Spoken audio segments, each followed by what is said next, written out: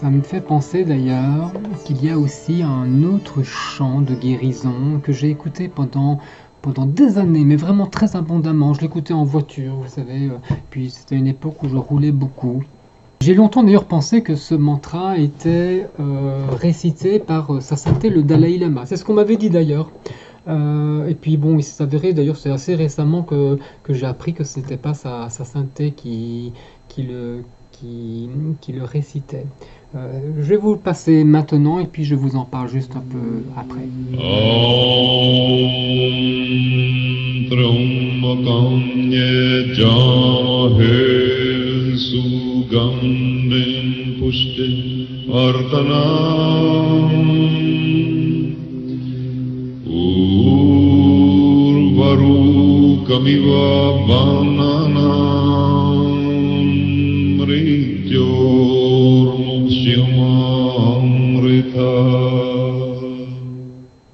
Ça, hein, c'est probablement un des plus beaux mantras de guérison et surtout un des plus puissants.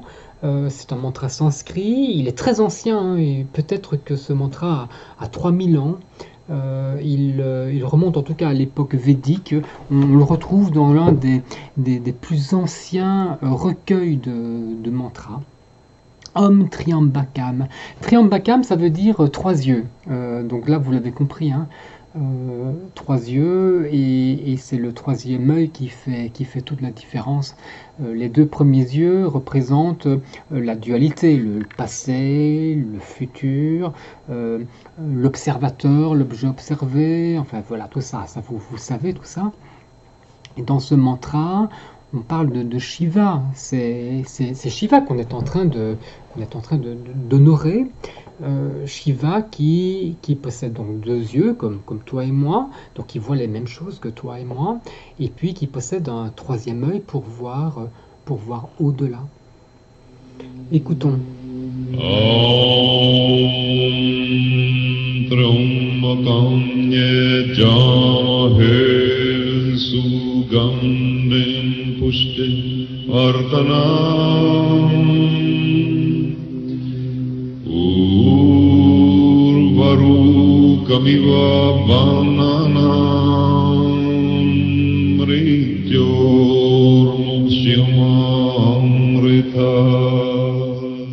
Triambakam, c'est un moksha mantra, c'est-à-dire un mantra de libération, un mantra d'immortalité, un mantra qui t'amène à réaliser la conscience qui n'est jamais née et qui ne mourra jamais, d'immortalité.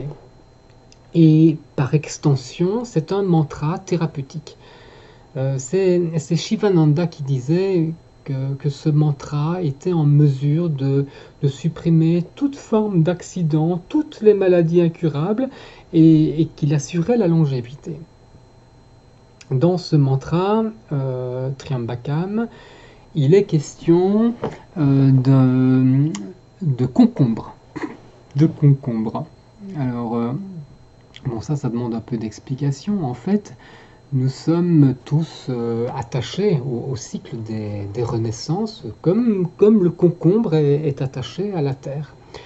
Mais on aspire évidemment à se libérer de ce cycle des renaissances et donc à se fondre dans la félicité de l'union avec la divinité. Et la mort, ça c'est un des moments propices en quelque sorte à ce détachement.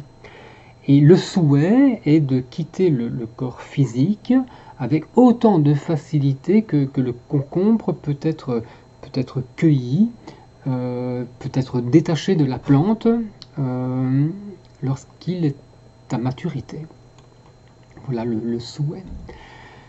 Je vous ai fait écouter la version que j'ai écoutée moi-même pendant des années. Alors, des versions, vous en trouverez plein, hein, sur le web. C'est un mantra qui est très récité, avec beaucoup d'interprétations.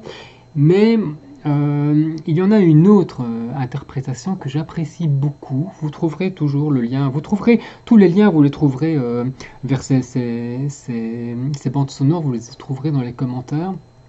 Il y a un autre mantra, enfin une autre interprétation que je vais vous faire écouter.